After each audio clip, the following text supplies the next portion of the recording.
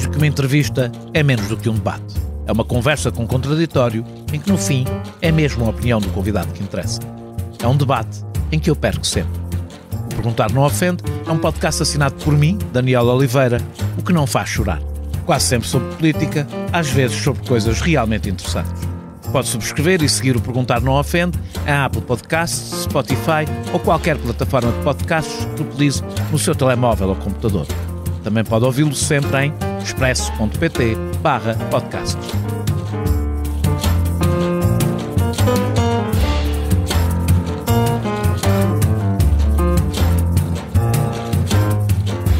Em 2008, José Manuel Fernandes escreveu: "Já fiz o teste muitas vezes e ele, como o algodão, nunca falha. Basta perguntar a quem vocifera contra o neoliberalismo que o defina para embatucar ou despejar uma série de banalidades sem sentido." A conversa de hoje serve para saber se o neoliberalismo existe para além das banalidades. A tese do meu convidado é que não só existe, como é a visão mais influente do mundo nos últimos 50 anos. A expressão neoliberal nasceu como designação de um coletivo que tem um dos seus momentos fundadores em 1938, em Paris, no colóquio Walter Lippmann, que reuniu parte do que viria a ser a nata do pensamento liberal das décadas seguintes, de Raymond Aron a Friedrich Hayek. E tinha como grande objetivo a vontade de reconstruir o liberalismo para nos salvar das ameaças da tirania e da planificação de Roosevelt. Depois da guerra, juntaram-se a estes nomes figuras como Karl Popper e Milton Friedman. Neoliberal não nasceu como insulto, mas como autodenominação que viria a ser abandonada numa tentativa de criar uma continuidade com o liberalismo clássico, como se o intervencionismo do Estado tivesse sido um parênteses na história. Keynes disse que os homens práticos que se julgam livres de qualquer influência intelectual são habitualmente escravos de algum economista morto. No mesmo sentido, Hayek defendeu que em evolução social nada é inevitável, é o pensamento que assim o torna. A Tina Thatcher nasceu de um laborioso esforço de intelectuais, políticos e tecnocratas para limitar as nossas escolhas futuras. Um movimento que começou marginal, reforçou-se nos anos 70 e se tornou hegemónico quando, nos anos 90, o capitalismo perdeu o seu opositor ideológico e a social-democracia se passou para esse lado da força, ao ponto de Thatcher ter dito que a sua maior conquista tinha sido Tony Blair. O neoliberalismo não defende o fim da intervenção do Estado. Pelo contrário, renega o laissez-faire liberal. Não defende um Estado fraco, defende um Estado seletivamente forte e um Estado limitadamente democrático. Numa entrevista ao jornal chileno Mercúrio, em plena ditadura de Pinochet, Hayek foi esclarecedor. Como instituições de longo prazo, sou completamente contra ditaduras. Mas uma ditadura pode ser necessária num período de transição. É possível que um ditador governe de uma forma liberal. E é possível que uma democracia governe com a ausência de liberalismo. Pessoalmente, prefiro um ditador liberal a um governante democrático contrário ao liberalismo. O consenso de Washington, que simboliza o poder global neoliberal, tem 3 elementos centrais: desregular, liberalizar e privatizar. Todos estão presentes na construção da União Europeia e do euro, o mais bem-sucedido projeto neoliberal. Disso e do seu impacto em Portugal também falaremos hoje. João Rodrigues é professor na Faculdade de Economia da Universidade de Coimbra, doutorado pela Universidade de Manchester e tem-se dedicado à economia política, história do neoliberalismo e financiarização do capitalismo em Portugal. O seu último livro, que acabou de sair, pretende responder ao tal teste do algodão proposto por José Manuel Fernandes.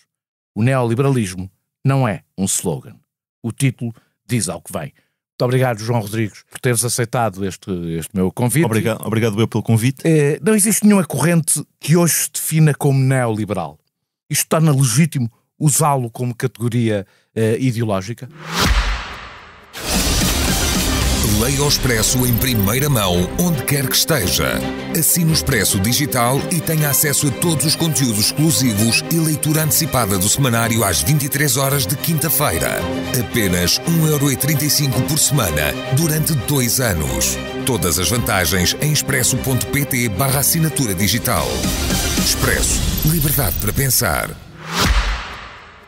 Acho que sim, porque nós temos que, historicamente, compreender que há uma reinvenção do liberalismo na economia e não só, a partir dos anos 30, em função de um diagnóstico.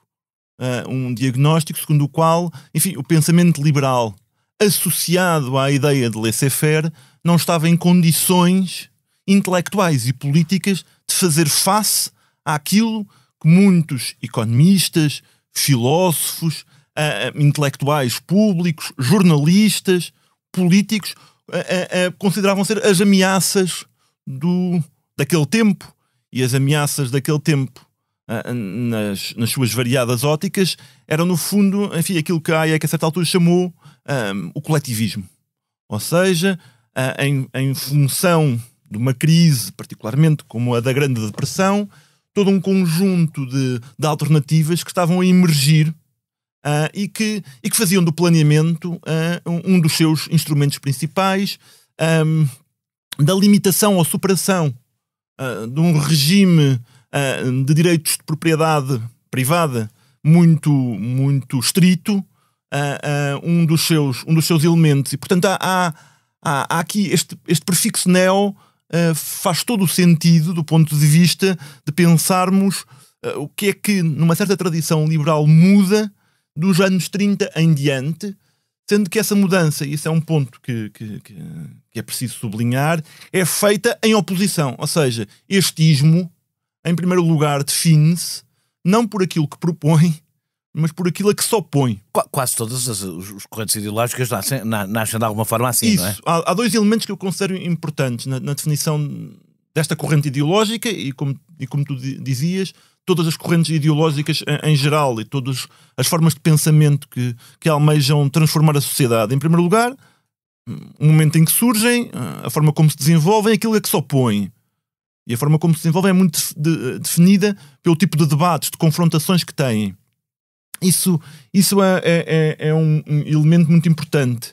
E depois, enfim, o que tipo de elementos que retêm de continuidade com tradições anteriores, daqui isso é particularmente importante, a justificação do prefixo neo, quais são os tipos de inovações intelectuais e políticas, quais são os tipos de justificações que dão para um aspecto que me parece fundamental, que é o neoliberalismo procura reencantar, justificar adicionalmente o mercado. E uma ordem capitalista idealmente expurgada dos elementos, entre aspas, coletivistas que estavam a ser injetados no capitalismo e, obviamente, por maioria de razão, também uma oposição intransigente a todas as formas de socialismo. Incluindo aquelas que se integram no capitalismo. Incluindo aquelas que, sobretudo depois da Segunda Guerra Mundial, enfim, mas já na esteira das respostas intelectuais e políticas à Grande Depressão, procuraram, no fundo, transformar o capitalismo por dentro, reformando, enfim, dando origem àquilo que nós podemos designar o Estado de Providência, o Estado Social, aqui com um elemento importante. O Estado Social, o Estado de Providência, não é apenas, enfim, um conjunto de prestações sociais, de serviços públicos tendencialmente universais acompanhados de impostos progressivos. O Estado de Providência também é uma forma de Estado que no capitalismo procura, através da mobilização de instrumentos de política económica, garantir o pleno emprego, garantir através do pleno emprego um empoderamento das classes trabalhadoras e, portanto, um reequilíbrio das relações entre trabalho e capital. E um elemento que é muito importante é esta ideia de que um capitalismo com mais mecanismos redistributivos, um capitalismo, digamos, com instituições de socialização dos riscos, um capitalismo em que o Estado garantia o pleno emprego, é um capitalismo, enfim, mais estável. Uma economia mista, no fundo. Era uma solução, digamos, intelectual e politicamente viável, que é a social-democracia, que é também, e isto é muito importante no quadro do levantamento anticolonial do pós-Segunda Guerra Mundial, a ideia de Estado desenvolvimentista, enfim, no chamado dos países do terceiro mundo. Diz-me só uma coisa, os neoliberais alguma vez utilizaram para si próprio o termo neoliberal? Sim, há vários momentos em que isso acontece. Enfim, logo em 1938, a historiografia do neoliberalismo, que está hoje bastante bem consolidada em vários países, enfim, à escala internacional, aponta vários momentos, e o meu livro faz essa recensão, em que os próprios, na busca de um termo para designar aquilo que estavam a fazer, usam a expressão neoliberal, digamos, como uma designação possível para um projeto intelectual de reinvenção do liberalismo. Por exemplo, entre outros, um texto de Milton Friedman dos anos 50, em que ele diz: nós, os neoliberais, estamos disponíveis para dar ao Estado poderes adicionais, porque reconhecemos que uma ordem capitalista de mercado pressupõe uma forma de intervenção. O próprio Hayek diz: a questão não é intervir ou não intervir, a questão já vai isso. são as formas de intervenção. Mas sim, há vários momentos. Ainda uma definição um pouco geral. Portanto, nós falámos aqui do neoliberalismo, nasce de uma proposta que começa por ser uma reação, antes de mais. Sim. Mas o que é que poderias dizer, em termos muito genéricos, porque a entrevista vai ser para falar sobre isso, mas o que é que caracteriza exatamente o neoliberalismo? Quais são os seus principais traços que permitem defini-lo como uma corrente ideológica? O neoliberalismo, eu acho que pode ser definido de uma forma sintética, como um conjunto de ideias que procura subordinar a atuação dos poderes públicos à promoção de uma ordem capitalista em que o mercado tem um lugar absolutamente central. É a medida de todas as coisas, o próprio mercado. O mercado torna-se um critério ordenador do resto da vida social e política. Porque se considera que o mercado não só é um mecanismo de alocação eficiente, é um processador de informação absolutamente imbatível, é um mecanismo de coordenação que permite a harmonia dos interesses e é, digamos, usando aqui uma linguagem quase marxista, a infraestrutura fundamental para o exercício da liberdade. E, portanto, mas ao mesmo tempo, enfim, usando o termo do Hayek, o mercado é uma ordem espontânea, no sentido em que os resultados que se obtêm no mercado são o efeito da ação humana, mas não da intenção humana, só que essa ordem espontânea tem de ser cultivada politicamente. E, portanto, isto exige um Estado capaz de instituir uma ordem regulatória, porque o capitalismo é sempre uma ordem regulatória, que mantenha a integridade dos mecanismos de mercado e os expanda. Ou seja, na medida do possível, e aqui estas expressões como na medida do possível têm uma certa ambiguidade, e uma ambiguidade que é cultivada, porque nós muitas vezes dizemos não há neoliberalismo porque há imensas discordâncias entre uma série de intelectuais. E isto podemos dizer sobre qualquer corrente ideológica. Há debates intensíssimos, há intelectuais. Por isso não poderia haver marxismo, por exemplo, nem socialismo. Nem conservadorismo, não é? Há debates estratégicos. Qualquer ideologia tem que admitir um espaço para o debate. E um dos espaços do debate é, por exemplo, uma ordem de mercado regulada, uma economia social de mercado, para usar a expressão dos ordoliberais alemães. Aliás, os ordoliberais alemães, enfim, é uma corrente que tem uma certa tração na República Federal Alemã no pós-Segunda Guerra Mundial. Os ordoliberais alemães, que o Hayek designava como neoliberais, e eles próprios, em vários momentos, se autodesignaram como neoliberais, consideram, por exemplo, que uma ordem de mercado é uma construção política deliberada. E, portanto, assumem isso. É uma construção jurídica, regulatória, deliberada. E eles usam economia social de mercado, não para associar mercado a Estado social, como muitas vezes se diz, mas para dizer uma ordem capitalista de mercado, regulada, produz as melhores consequências sociais na medida em que prevalece o princípio concorrencial. E a concorrência é o princípio ordenador fundamental da ordem económica e social. E, portanto, uma boa ordem social é uma ordem de mercado concorrencial. Isso é um elemento, isto exige uma espécie de intervencionismo, um intervencionismo de mercado. O melhor resumo dos postulados do neoliberalismo é aquilo que se chamou o consenso de Washington, onde se encontram, é por isso que se chama consenso de Washington, o FMI, o Banco Mundial, o Tesouro Norte-Americano, ou seja, grandes forças financeiras internacionais. Desregular, liberalizar, privatizar são estes os três principais elementos. Mas isto quer dizer exatamente o quê em políticas de Estado? Estas expressões de desregular, liberalizar, privatizar, tirando o privatizar, o desregular e liberalizar, é utilizado com alguma, Sim, com alguma largura de banda, muitas vezes, no debate político. O que é que quer dizer exatamente isto? Privatizar é relativamente simples, embora também possa ter as suas complexidades. No fundo, a noção de privatização é a ideia de que o Estado, as empresas públicas, não é, que foram criadas em muitos países, enfim, sobretudo no pós-Segunda Guerra Mundial, mas que já vinham, digamos, das experiências socialistas.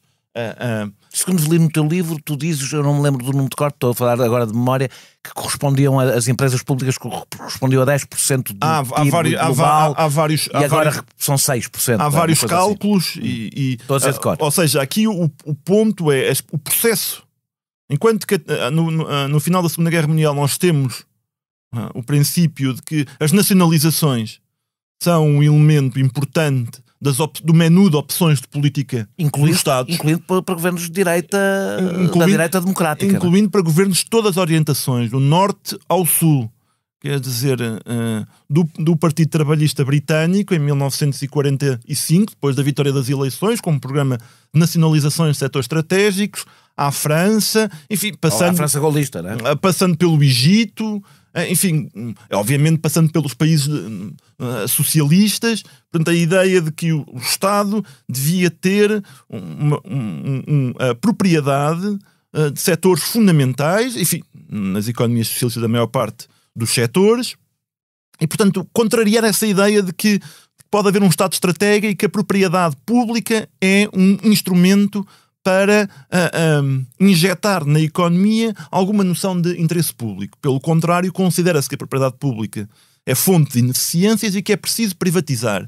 E esse elemento é muito definidor da orientação de política no neoliberalismo, a partir, sobretudo, enfim, dos anos 80, que é quando começa o grande ciclo de privatizações.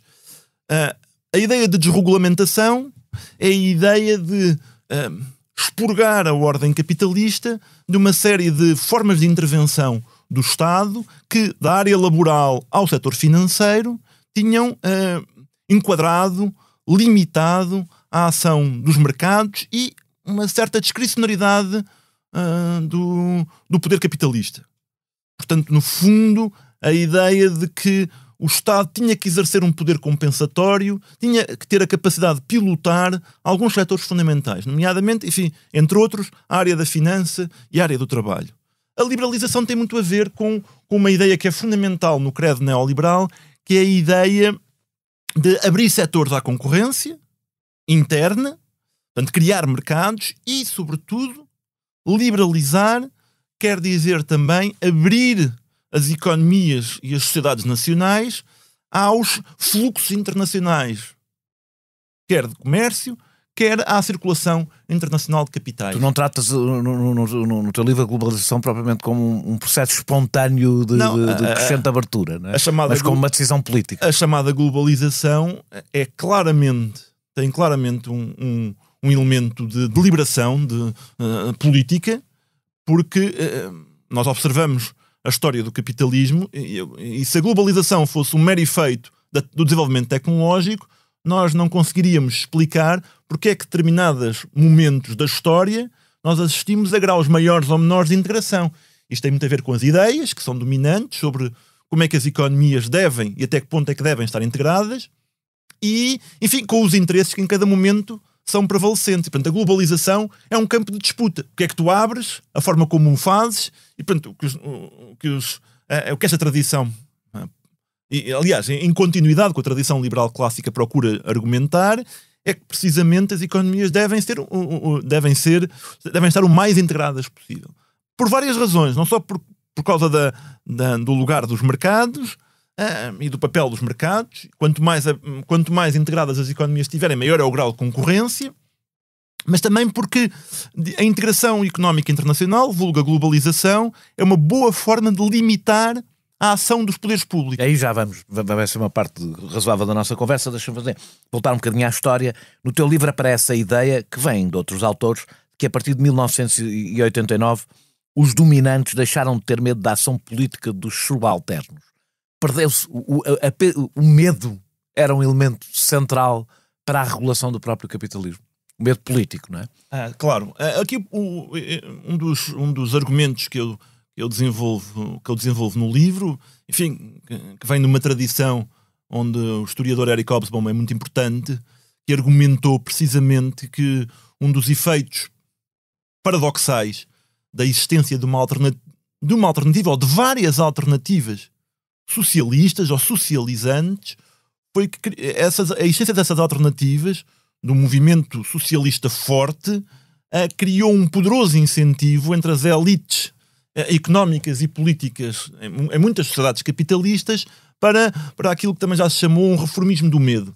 Ou seja, é melhor nós termos um Estado social, é melhor oferecer algumas concessões às classes trabalhadoras, é melhor, de alguma forma, democratizar ou social-democratizar o capitalismo do que estarmos perante a possibilidade de uma revolução. Até porque, enfim, depois da Grande Depressão, depois da Segunda Guerra Mundial, nós temos vários efeitos que contribuem para esse reformismo do medo.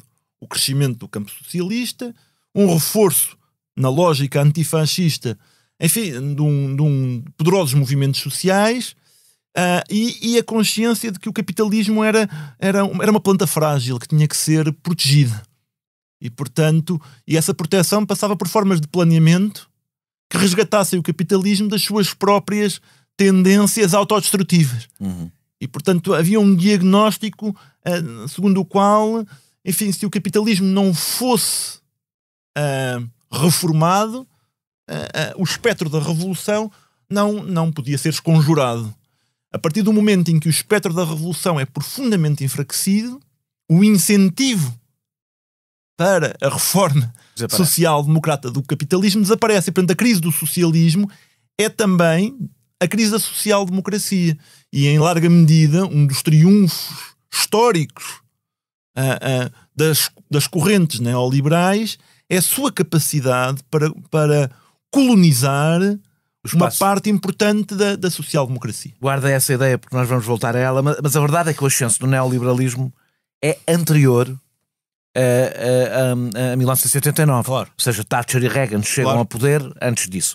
Que mudanças é que se deram nos anos 70 que levassem ao triunfo de Reagan e Thatcher, que são provavelmente, do ponto de vista político, os dois, do ponto de vista da ação política, e as duas grandes figuras do neoliberalismo no Ocidente? Eu acho que um dos elementos fundamentais é a crise dos anos 70 e a turbulência associada aos anos 70. Crise petrolífera, inflação... As várias formas de crise. Os choques petrolíferos, e os choques petrolíferos são a expressão da crescente rebeldia e capacidade e assertividade de muitos países do terceiro mundo, em primeiro lugar. Que decidem definir os preços. Que exigem uma alteração, enfim, nas relações de troca, que lhes fosse mais favoráveis. É preciso não esquecer que em 1974 a Organização das Nações Unidas aprova a ideia de uma nova ordem económica internacional, e nessa nova ordem económica internacional está o direito dos países controlarem soberanamente os seus recursos, uma grande ameaça.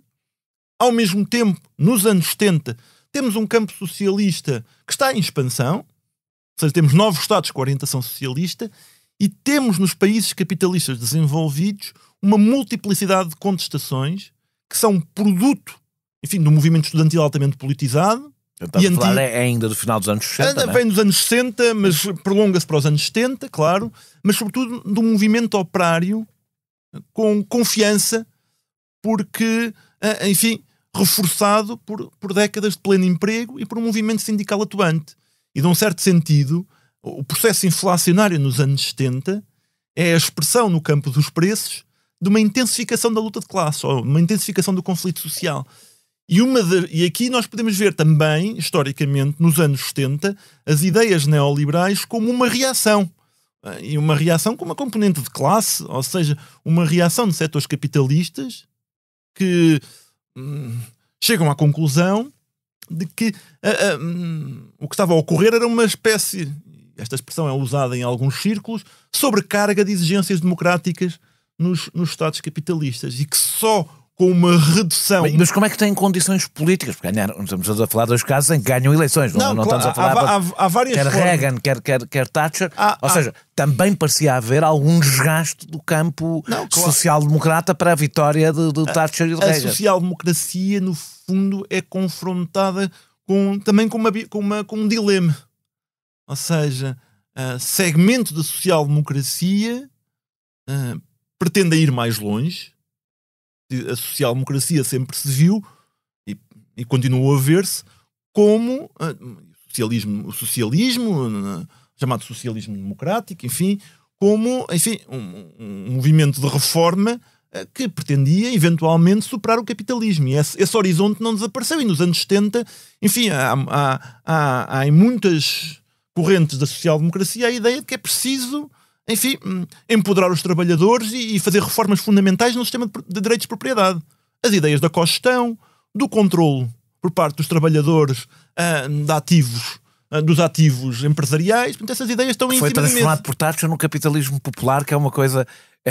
É engraçado, é uma forma é um desvio a partir do mesmo lugar. Não é? E pronto, isto aqui criou também uma tensão. A turbulência dos anos 70 criou uma tensão entre as alas esquerdas da social-democracia e as alas direitas. E essas alas direitas, enfim, começam a perceber que há uma questão no keynesianismo. É que o keynesianismo, sendo orientado para o pleno emprego, cria uma correlação de forças que a prazo, politicamente, pode ser ela própria bastante instável para o capitalismo. Eu não queria desviar, mas isso levanta outra questão. É porque, de facto, nós, em vários países ocidentais hoje, temos situações muito próximas de pleno emprego que não têm esse efeito. Eu não diria... Eu acho que estou a falar da Alemanha, estou a falar ou seja, formas de pleno emprego que também vivem muito do subemprego, ou seja, do emprego não... Ou seja, quer dizer, hoje em dia nós temos pontualmente taxas de desemprego baixas em alguns países, mas que estão longe de configurar uma situação estável de pleno emprego. E, portanto, por comparação com períodos anteriores da história do capitalismo, o que há hoje em dia é... Enfim, o que houve nas últimas décadas foi um enfraquecimento estrutural do movimento sindical. E, portanto, isto dá também diferenciado conforme os países, não é? Conforme os países, mas em geral. Sim. Ou seja, foi um dos campos onde o triunfo das ideias neoliberais foi levado mais longe, o campo das relações laborais. Obviamente que foi mais forte nos países anglo-saxónicos do que noutros, mas a pressão que as classes trabalhadoras sentem do ponto de vista concorrencial, oriundas precisamente da globalização, as enfraquece sistematicamente. E sobretudo, o campo da política económica, eu acho que é aqui a revolução que ocorre na política económica é um aspecto essencial. Ou seja, a ideia de que a política orçamental, de que os Estados não têm um papel em alcançar e manter de forma sistemática o pleno emprego, é um elemento fundamental que o pleno emprego, no fundo, se obtém através através das forças espontâneas de mercado.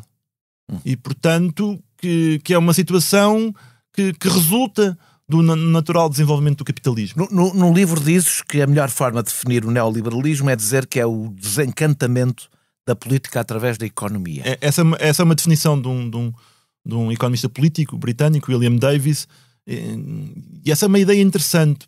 Então, deixa-me perguntar, isto quer dizer que o neoliberalismo é por natureza antidemocrático? Que há através do neoliberalismo uma expropriação da democracia? O que é que isto quer dizer exatamente?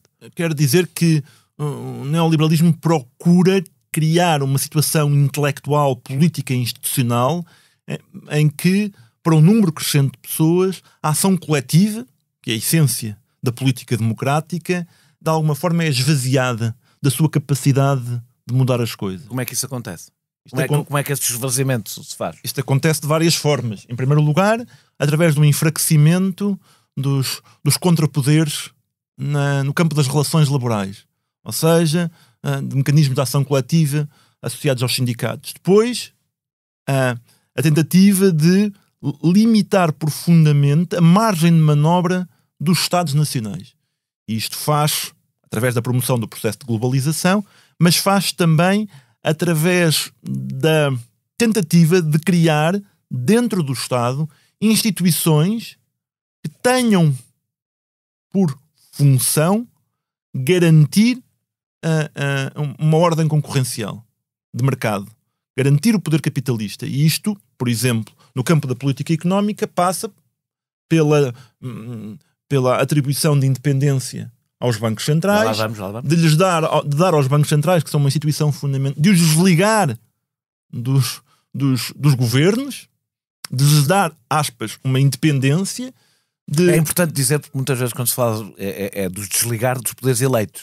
Desligar dos poderes eleitos, exatamente. Ou seja, a independência é em relação ao poder democrático. Não é necessariamente independência em relação aos interesses que estão associados aos mercados financeiros, por exemplo. Não é? No fundo, hoje os bancos centrais governam muito para manter e proteger os mercados financeiros. Portanto, são uma instituição profundamente política, não é? Com um elemento discricionário, mas que, enfim, tem por missão, em primeiro lugar, zelar por uma interpretação muito estrita da estabilidade de preços e, em segundo lugar, zelar pela integridade dos mecanismos de mercado. Há uma coisa que muita gente não saberá. A ideia de que os bancos centrais devem ser dependentes do poder político é uma ideia relativamente recente, não é uma ideia... É uma ideia que faz o seu caminho, precisamente... Não era essa a ideia de que os bancos centrais... Ou seja, no pós-Segunda Guerra Mundial, a situação que era mais frequente era a de que, incluindo, enfim, nos países capitalistas, era de que, desenvolvidos, era de que os bancos centrais estavam subordinados às prioridades definidas pelos governos. E, portanto, podiam ter alguma autonomia técnica, mas as instruções, as indicações, as orientações de como proceder em matéria de política monetária eram dadas pelos governos. E na realidade os bancos centrais, nas alturas em que é necessário a ordem das coisas, voltam a essa situação e respondem ainda hoje, não é? Mas, claro, mas o problema é que o intervencionismo inerente a qualquer forma de capitalismo, porque não há formas de capitalismo sem poderes públicos, hoje dos bancos centrais, ele não está, digamos assim, subordinado às prioridades definidas pelos governos. Pode haver em determinados momentos... Estou a dar aqui alguns... Estou a pensar, por exemplo, o Banco Central Europeu. No Reino Unido, recentemente, o Banco Central acabou por cumprir durante o Covid... Os bancos centrais dos países capitalistas em todo o mundo durante o Covid agiram como bancos centrais, como credores de última e primeira instância. O que significa que, ou seja, que essa independência é suspensa quando é absolutamente indispensável. A questão não é tanto a independência, a questão é saber se os bancos centrais estão obrigados a responder perante os governos, ou se, pelo contrário, as respostas que os bancos centrais dão, eu estou a pensar aqui no caso particular do Banco Central Europeu, podem em determinados momentos coincidir com os interesses dos governos, sem ao mesmo tempo deixarem de criar uma pressão sobre os governos, no sentido em que consideram em determinados momentos a sua intervenção como absolutamente excepcional. E é preciso dizer isto. Enfim, o Banco Central Europeu, não é? Desde a famosa declaração do Mário Draghi em 2012, o Banco Central definiu-se como soberano, no sentido em que soberano é aquele que define o estado de exceção. Sou eu que digo qual é o estado de exceção. A gente já lá vai à Europa, porque eu sei que se deixa ir pela Europa, depois nunca mais. Quero regressar à parte democrática. A Hayek escreveu: duvido que o mercado funcional tenha alguma vez surgido no quadro de uma democracia ilimitada e parece provável que uma tal democracia o destruiria se por acaso aí tivesse surgido. Isto não vai, apesar de tudo, no mesmo sentido da preocupação de muitos liberais, lato sensu, quanto às contradições entre a democracia tendencialmente igualitária e a liberdade. Ou seja, se a questão que se põe aos neoliberais já não se punha a todos os liberais antes, sob uma contradição insanável entre a liberdade e a democracia. Há um elemento de continuidade entre uma certa tradição liberal clássica, profundamente desconfiada da democracia, e dos seus efeitos Uma das igualitários. coisas engraçadas quando as pessoas, por exemplo, falam da democracia na América e do Tocqueville como um enorme elogio à democracia, e ao mesmo tempo também uma exibição de alguma da desconfiança em relação a todos os riscos que ali vinham. Não? Na tradição liberal, Tocqueville e de outros, há uma desconfiança enorme em relação aos efeitos igualitários da ação coletiva democrática ao nível dos Estados. E os neoliberais, enfim, vêm nessa continuidade num momento histórico em que o igualitarismo, não é, está em cima da mesa e, sobretudo, está em cima da mesa uma concepção que procura casar uma visão de liberdade e de igualdade. Ou seja, igualdade no campo socioeconómico corresponde à expansão das liberdades daqueles que, num contexto capitalista clássico, são desprovidos da segurança fundamental para o exercício pleno da liberdade pública. E, portanto, esta ideia... O que é uma democracia limitada? Uma democracia limitada por uma Constituição. Todas as democracias são limitadas. Mas aqui a questão é da natureza das Constituições. E a visão neoliberal das Constituições é uma Constituição que bloqueie, que não permita intervenções públicas que ponham em causa uma visão particularmente estrita dos direitos de propriedade privada.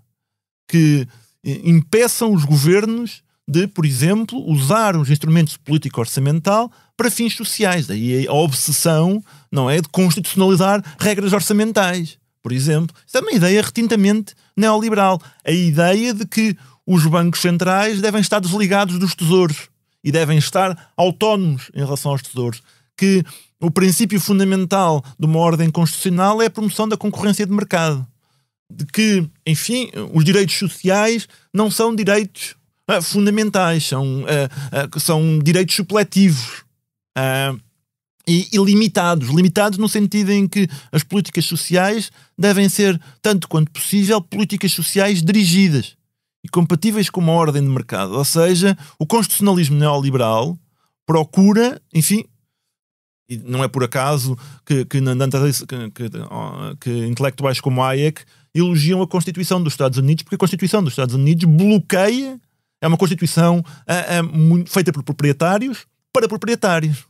E, portanto, para tornar muito difícil qualquer tipo de reforma natural, reforma social. Na altura, relativamente natural nessa altura. Não? Pois, relativamente natural, mas a questão é, quando confrontado com reformas como o New Deal, é sabido, não é? A ordem jurídica norte-americana criou bloqueios fundamentais a essas reformas. É que Roosevelt, aliás, resolveu contornando o próprio Supremo em algumas... O Supremo Tribunal dos Estados Unidos exerceu, enfim, um efeito razoavelmente demolidor em aspectos fundamentais do New Deal, particularmente naqueles que tinham a ver com a introdução de mecanismos de planeamento e regulação forte, que contrariava de alguma forma o princípio da propriedade, do direito associado à propriedade privada. Dizes que o neoliberalismo se impôs com maior facilidade em democracias limitadas ou momentos de democracia limitada, como intervenções externas, ou mesmo em regimes autoritários. O Chile é dado, como dizes no livro, o Chile é dado como exemplo. Qual foi o nível de comprometimento dos neoliberais com o regime de Pinochet? Os neoliberais, ou liberais, como os queiras chamar, costumam reagir muito mal a esta acusação, como tu sabes, de ligação ao Pinochet. É relativamente incontroverso que entre a elite intelectual e, portanto, entre os economistas e não só, que estiveram por trás do regime do Pinochet, enfim, que ficaram conhecidos pela designação de Chicago Boys, não é? Dada o facto de haver uma forte associação entre a economia de Chicago e a Universidade Católica de Santiago do Chile. Enfim, vários economistas formados na Universidade de Chicago foram elementos fundamentais do regime ditatorial de Pinochet, por um lado. Por outro lado, economistas, e não só, economistas políticos neoliberais, norte-americanos, por exemplo, apoiaram, participaram incentivaram, defenderam o regime ditatorial de Pinochet. Enfim, Milton Friedman, Friedrich Hayek, James Buchanan. Friedman disse que o Chile não era só um milagre económico, mas um milagre político, porque os militares apoiaram reformas que reduziam consideravelmente o papel do Estado, criando condições para a liberdade e o mercado livre que o caos da Allende tinha posto em risco. Ou seja, mesmo ele parecia achar que havia uma contradição de facto no facto de um regime autoritário adotar políticas económicas liberais. Ou seja, não havia propriamente uma adoção política, uma adesão à política. Havia até a noção de que havia ali uma contradição. Mas há uma lógica instrumental. Não é? Os neoliberais não têm a democracia e as consequências de uma democracia intensa como objetivo. Quanto muito, na melhor das hipóteses, a democracia é um meio para a alternância pacífica de elites, numa visão muito minimalista. Uma ditadura, particularmente uma ditadura que bloqueia... Aí é que fala, aliás, da ideia de ditadura liberal. E da ditadura transitória. Não, e a própria noção de ditadura, ela está associada, digamos, ao uso do poder político coercivo no momento de exceção para fazer face, para reprimir, neste caso, não é? Os seus adversários. Se nós fazemos um diagnóstico segundo o qual um regime democrático, uma orientação socialista, leva em modo plano inclinado a economia e a sociedade para formas de intervenção que põem em causa a liberdade, como os neoliberais falam, então mobilizar todos os meios coercivos contra esse regime torna-se legítimo. E portanto, agora cá está, este também é um campo em que há debate.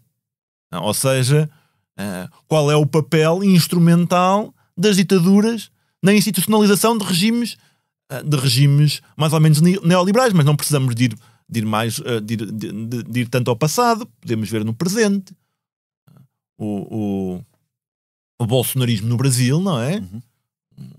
O ministro da Economia brasileiro, Paulo Guedes, é um típico produto da Escola de Chicago, na América Latina. Ou seja, há uma associação entre as direitas e até as extremas-direitas e setores neoliberais fortes. Tu dizes particularmente, enfim, em vários contextos latino-americanos e não só. Tu dizes que os liberais até em Portugal, não é? Foram céticos em relação às virtudes socioeconómicas. Agora estamos a falar dos liberais, não é sequer dos neoliberais. Às virtudes socioeconómicas do sufrágio universal. Mas a verdade é que a maioria dos países onde os neoliberais governam, são democracias formais com governos eleitos. Como é que isto se deu? Porque os neoliberais conseguiram de facto conquistar apoio popular. Não estamos a falar de países mesmo com democracias totalmente democracias relativamente sólidas, onde os neoliberais conseguiram lentamente ir conquistando o poder e apoio popular. Há aqui vários mecanismos que explicam a capacidade dos neoliberais de alcançarem uma certa hegemonia. Em primeiro lugar, uma disputa forte no campo das ideias e a capacidade de arrastar segmentos crescentes das elites económicas e políticas, das elites intelectuais, para as suas concessões. Isso é um aspecto importante. Por outro lado, o facto dos Estados estarem hoje bastante mais condicionados por lógicas de integração económica, particularmente desde os anos 80, ao reduzir a margem de manobra, torna, digamos, as forças antineoliberais relativamente impotentes. E vistas como irresponsáveis. Como irresponsáveis, ou até mesmo como perigosas. Porque, enfim, as políticas de esquerda, num contexto que lhes é fortemente desfavorável, parecem demasiado arriscadas.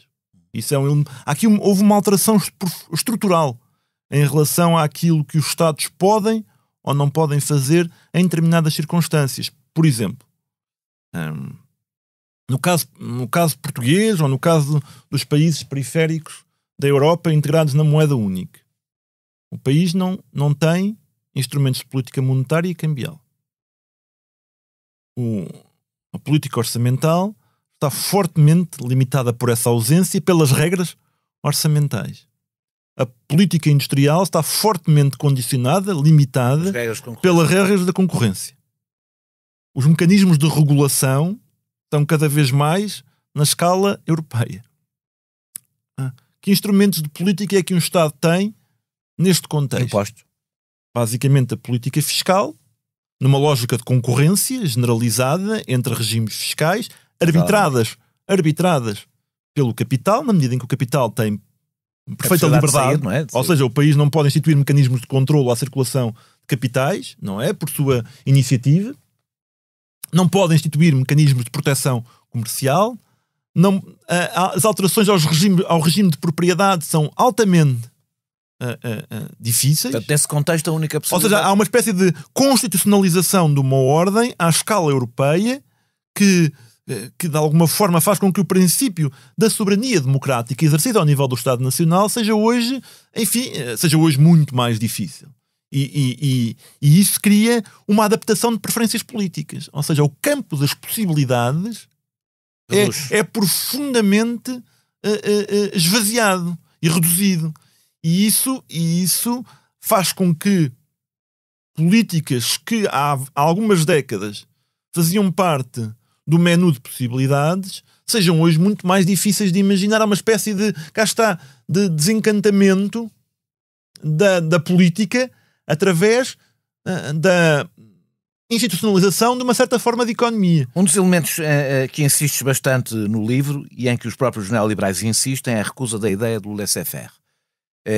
Que é uma confusão, aliás, que existe em muitas pessoas que acham que os neoliberais defendem que o Estado desapareça.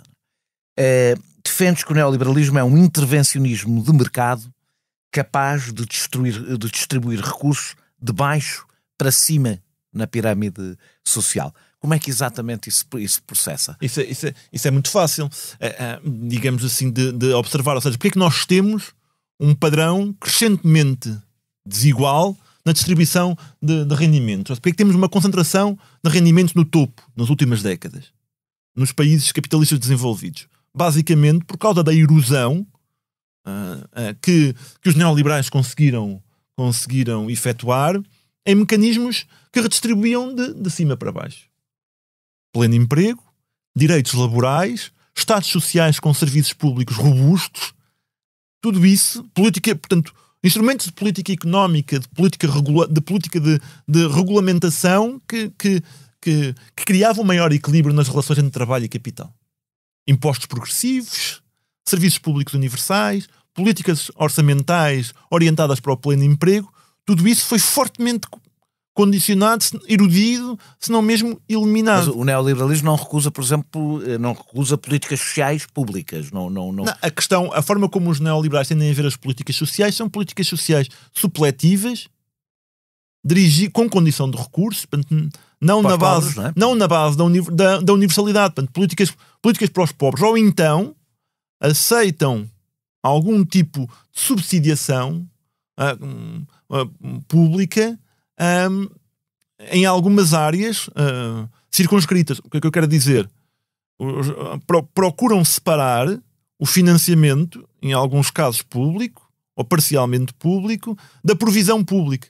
Ou seja, o Estado não deve tanto fornecer os serviços, o Estado deve financiar os indivíduos em determinadas circunstâncias. Deve ser ele próprio um incentivador do mercado. Exatamente, ou seja, e até em alguns casos através de engenharias financeiras, na lógica de parceria pública ou privada. E falaste também dos impostos. A taxa plana é um elemento central do neoliberalismo. A taxa plana, ou a ideia de caminharmos para uma taxa plana, de criarmos todas as condições para que a ideia de imposto progressivo seja política, intelectual e socialmente deslegitimada, é um elemento central.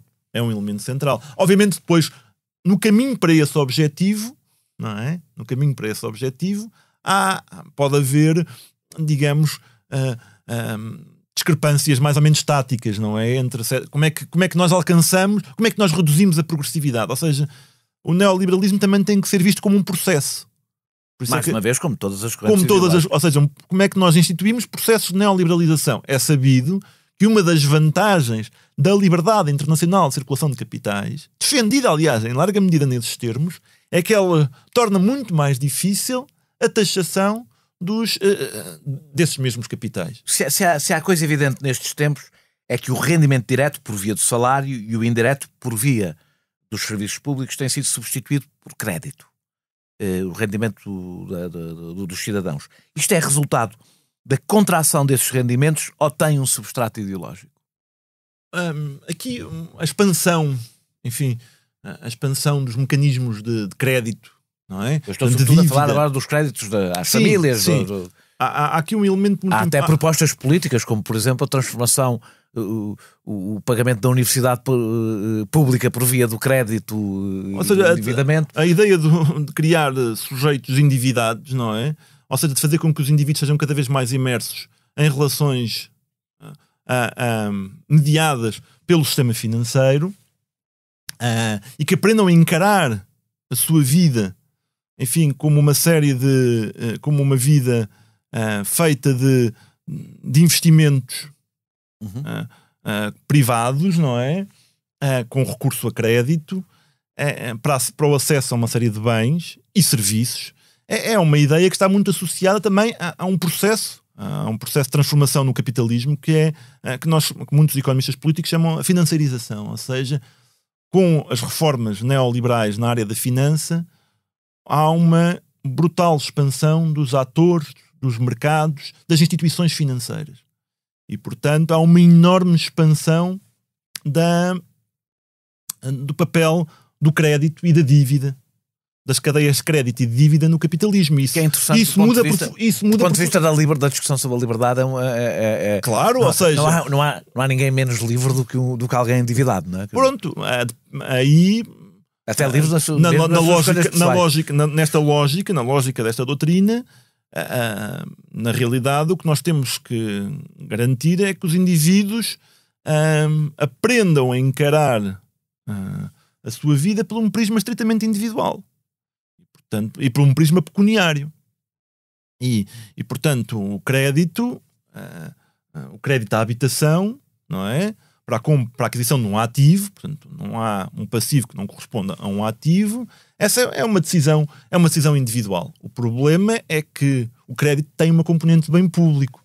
E o que nós observamos com a liberalização financeira, com o aumento do papel, do lugar das instituições de crédito, dos bancos, dos mercados financeiros, com a expansão das cadeias de crédito e de dívida, é que há um aumento da instabilidade financeira e das crises financeiras. Hoje é razoavelmente consensual entre os historiadores económicos, os economistas que observam o desenvolvimento do capitalismo a seguir à década de 70, marcado pela liberalização financeira, pela privatização dos sistemas bancários, porque havia muitos países, por exemplo Portugal, onde a seguir ao 25 de Abril o sistema bancário era maioritariamente público, depois foi maciçamente privatizado, liberalizado, integrado no sistema financeiro internacional. Portanto, esta liberalização, desregulamentação, privatização do sistema financeiro, do bem público que é o crédito, criou um aumento do número, da frequência, da intensidade das crises financeiras. Isto é um padrão por comparação com o período que vai entre o final da Segunda Guerra Mundial e os anos 70, em que o sistema financeiro estava muito mais enquadrado e subordinado ao poder público. E isso é um facto, enfim, é um padrão, até porque, enfim, a instabilidade financeira, a turbulência financeira, as crises financeiras têm efeitos profundamente assimétricos, porque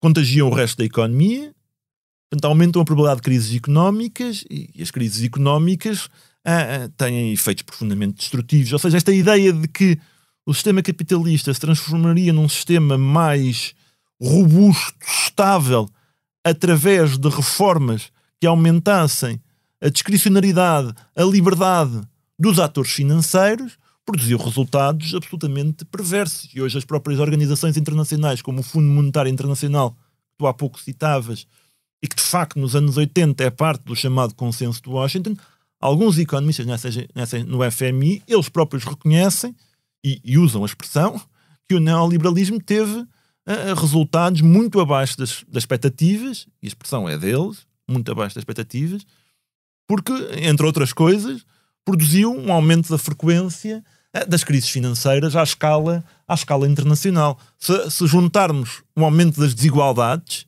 Já lá vamos. Assistimos a um aumento da desigualdade interna, é exatamente isso que eu quero falar, mas não da externa. Alguns argumentam que a perda de poder dos pobres no primeiro mundo se deveu ao enriquecimento dos pobres do terceiro mundo. Já ouviste seguramente esse argumento. Ou seja, para os chineses, já vamos falar da China, não precisa desenvolver, os pobres chineses passarem a comer mais do que uma alga de arroz, tivemos que redistribuir essa riqueza. Que houve uma espécie de transferência de riqueza dos países ricos para os mais pobres. Portanto, isto tem, para ti, do teu ponto de vista, alguma validade, esta ideia de que o aumento ou seja, que as dificuldades que os mais pobres, os trabalhadores, sentem no Ocidente resulta de um processo de globalização que redistribuiu melhor a riqueza do ponto de vista global?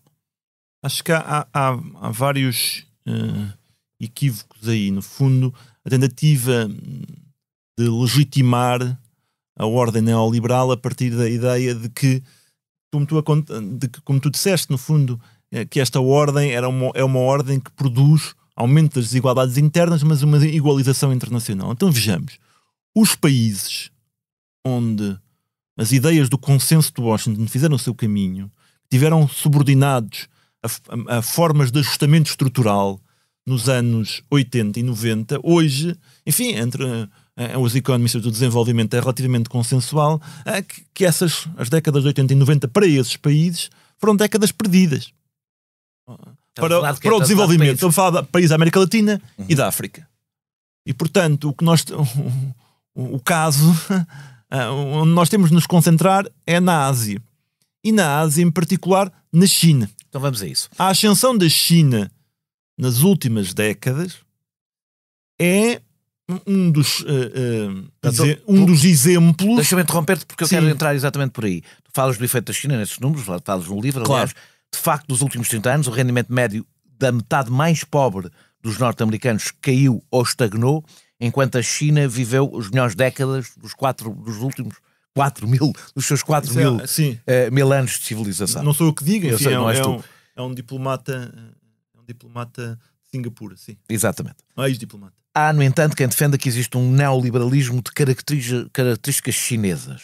Qual é o teu ponto de vista? O modelo chinês é um modelo alternativo, sendo que eu quero fazer aqui um parênteses, se puderes comentar no meio, é que apesar de tudo não podemos esquecer que a China é uma ditadura, aliás temos visto na pandemia de uma forma bastante violenta, e se isso é importante ou não é importante para o seu próprio sucesso. O facto de ser estamos a falar de uma economia planeada em regime ditatorial e não em regime democrático. Portanto, se conseguires juntar isto tudo... No fundo, qual é o argumento para o caso chinês, o argumento neoliberal? E até que ponto é que esse argumento, na minha opinião, está errado?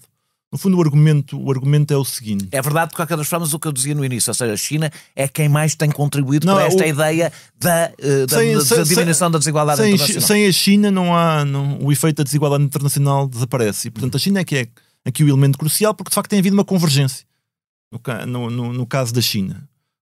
Ou seja, a China tem crescido desde o final da década de 70 a taxas particularmente acentuadas. E o caso chinês, enfim, é particularmente complexo, é um caso que nos é distante e, portanto, sobre o qual é possível projetar muitas ideias ideológicas, no sentido que as ideologias revelam, mas também ofuscam as características do Estado chinês. O que nós podemos dizer sobre a China é que é um regime autoritário, é uma ditadura desenvolvimentista. E, portanto, sempre usou os instrumentos de política pública de forma absolutamente estratégica, subordinado a propósitos políticos. Ou seja, se nós olharmos para o cardápio do consenso de Washington, não é? Em áreas fundamentais, particularmente no sistema financeiro, a China manteve mecanismos de controle à entrada e saída de capitais, manteve uma taxa de câmbio competitiva para efeitos de desenvolvimento industrial, manteve uma política industrial, um regime de direitos de propriedade nada claro, com uma propriedade com privatização, é certo, setores, mas com um setor público bastante robusto e controlando os setores estratégicos fundamentais. Ou seja, todos os elementos do que muitos economistas chamam economias mistas estão presentes no modelo chinês. Controle de capitais, um sistema financeiro enquadrado pela propriedade pública. A maior parte das economias mistas surgiram de facto em democracias, não é? Os próprios Estados desenvolvimentistas é que tinham economias mistas. Tinham economias mistas e os seus regimes políticos eram muito variados. E portanto aqui, qual foi a hipótese dos neoliberais? No fundo, a de que a promoção do capitalismo na China, ou de um setor capitalista vibrante, que certamente é parte desta equação, conduziria a prazo à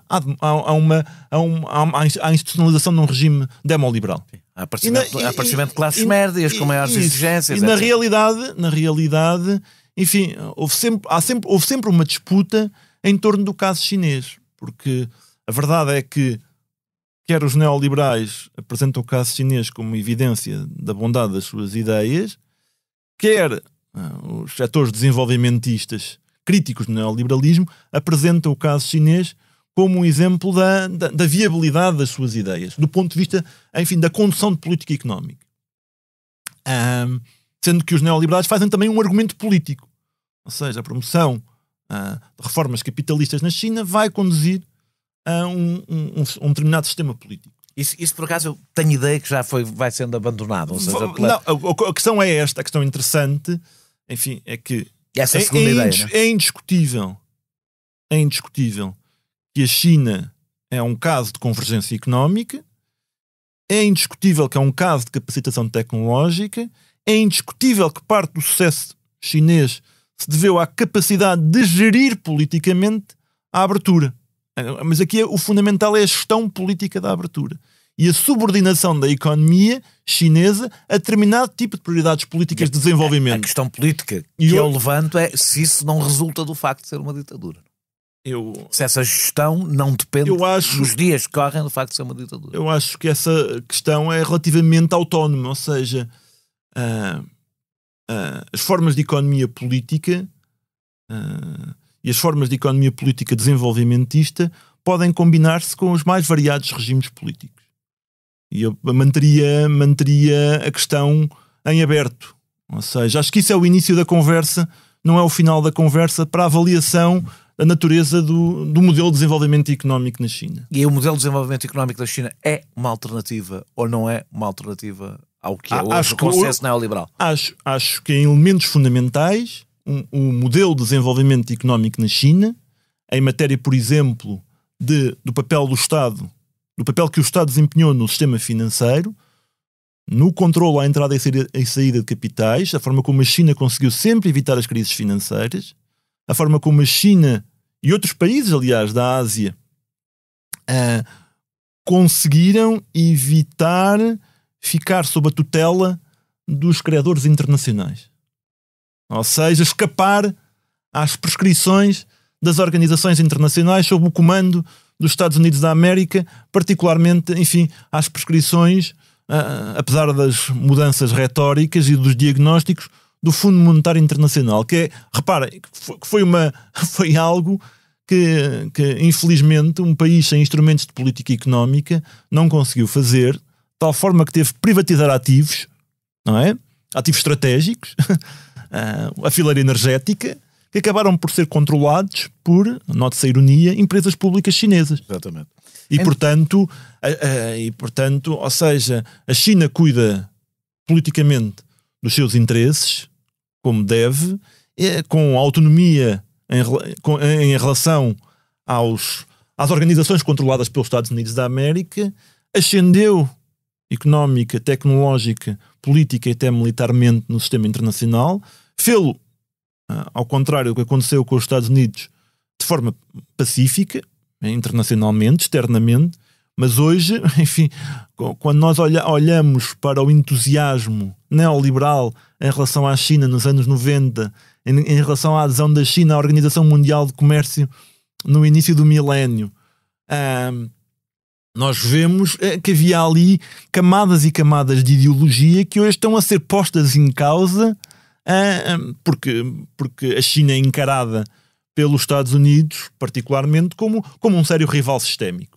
Ou seja, há aqui também questões que estão relacionadas, enfim, com as fraturas no sistema económico internacional que provavelmente vão levar a um muito menor entusiasmo em relação à globalização e à hipótese neoliberal de que a globalização promove a paz e a concórdia. Vivemos um momento em que isso é especialmente relevante. Falando ainda de alternativas, antes de falarmos do federalismo, que é um assunto especialmente importante para nós, no caso português, mas falando ainda de alternativas, em 2002 Thatcher disse, como eu disse aliás na introdução, que o seu maior triunfo foi Tony Blair e o New Labour.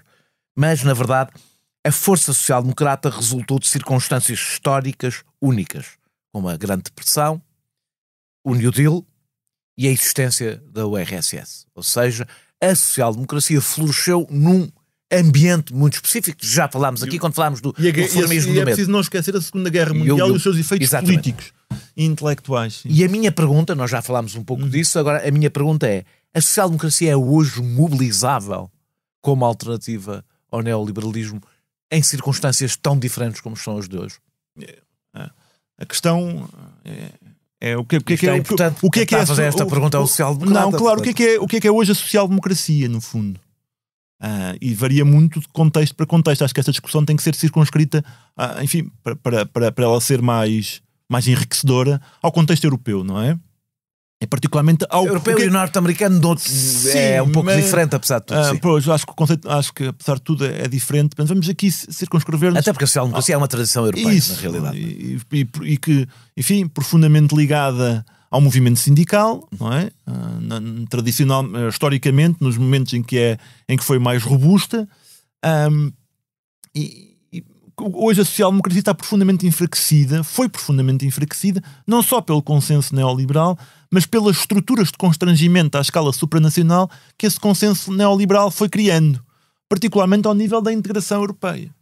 E a integração europeia, a construção da União Europeia, tornou muito mais difíceis um conjunto de políticas, particularmente no campo económico, que tradicionalmente estavam associadas ou estiveram associadas à social-democracia.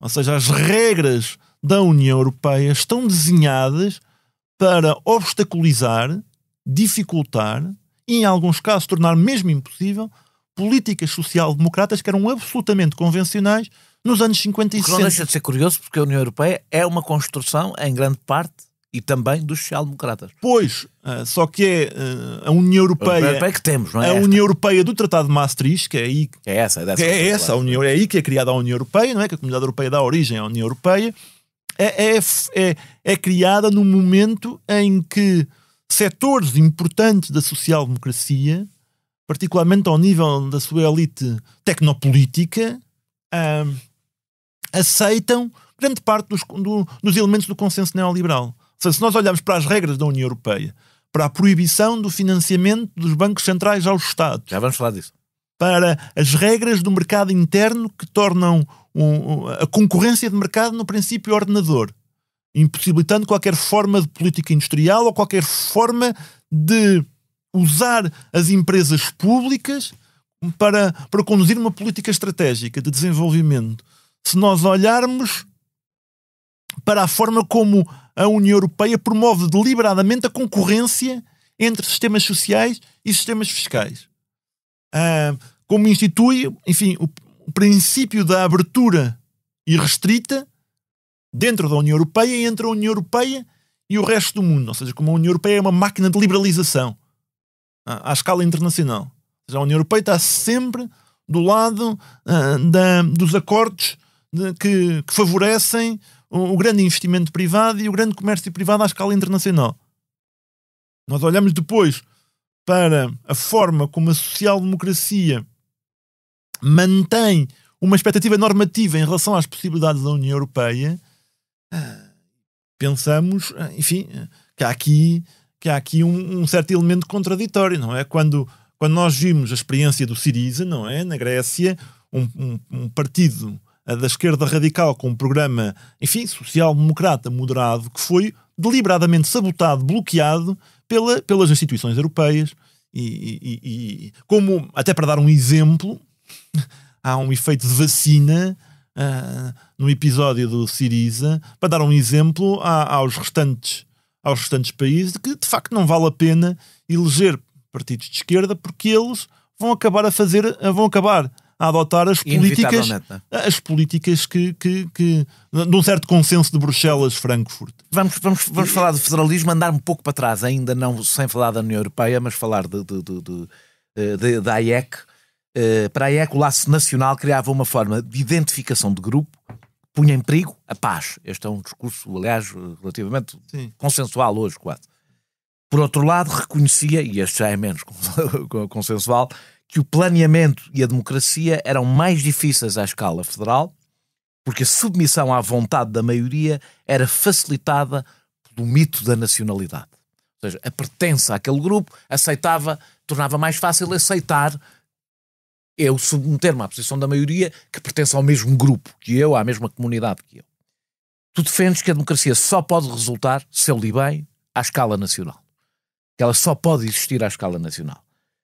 No fundo, na realidade, não estás longe das convicções da AIEC nesta matéria. Provavelmente chegas a um sítio diferente, mas não estás longe das convicções da AIEC nesta matéria. Isto faz de ti um nacionalista. Eu não quero muito falar de ti, mas quero que me expliques exatamente em que é que concordas com o ponto de vista da AIEC e quais são as consequências. A minha... Isso permite falar um bocadinho da estratégia que eu adoto no livro. Ou seja, eu acho que nós devemos levar a sério os pensadores neoliberais. Porque respeitá-los e lê-los atentamente. Eu não te apresentei politicamente, mas tu estás, obviamente, nos antípodas. Acho que já toda a gente, qualquer pessoa que ouviu percebeu, estás nos antípodas do neoliberalismo. Eu procuro, enfim, criticar as ideias neoliberais na medida das minhas possibilidades, mas também levá-las a sério e dar aos autores neoliberais o espaço para digamos, percebermos quais são alguns dos pontos em que eles compreenderam bem a natureza dos adversários e as fontes das suas forças. Às vezes melhor do que os próprios. Ou seja, é que quando escreve a seguir à Segunda Guerra Mundial, ou quando escreve ainda antes da Segunda Guerra Mundial, tem a profunda consciência de que trabalha contra tendências da época e que pensa contra tendências da época. Quando ele diz, nós temos de imitar os socialistas na sua convicção utópica. Nós, os liberais, estamos a repensar o liberalismo, temos de imitar os socialistas na sua convicção utópica. E temos de pensar porque é que os socialistas em que é que são fortes e porque é que são fortes. E uma das coisas que ele conclui é que, enfim, e que a realidade, acho que vai demonstrar de alguma forma a validade da sua hipótese, é de que os socialistas, em sentido largo, são fortes quando criam uma noção conseguem forjar, imaginar uma noção de comunidade densa.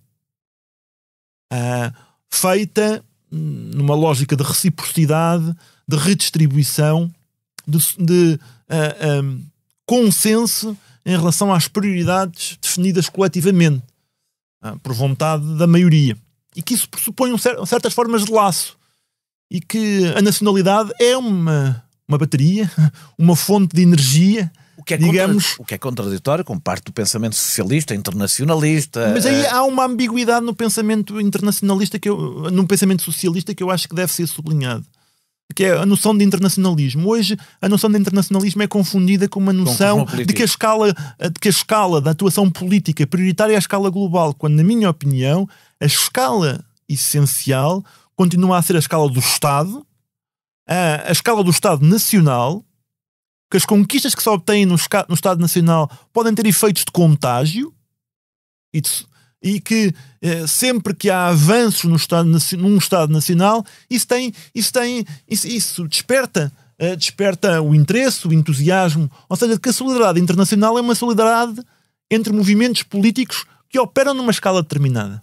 Que podem ter, obviamente, mecanismos de coordenação, de cooperação, mas que a escala de atuação fundamental da política e da política transformadora continua a ser a escala nacional.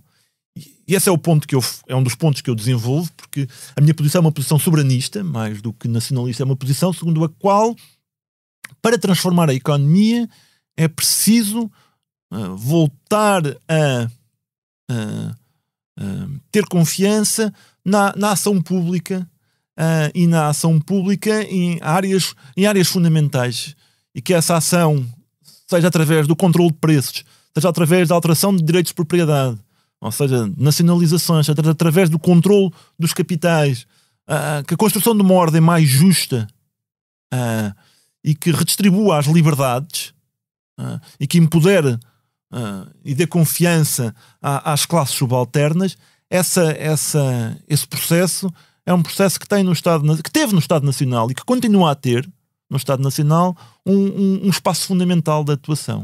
E o Hayek percebeu isso, ou seja, percebeu que o espaço nacional é de facto um espaço privilegiado de atuação.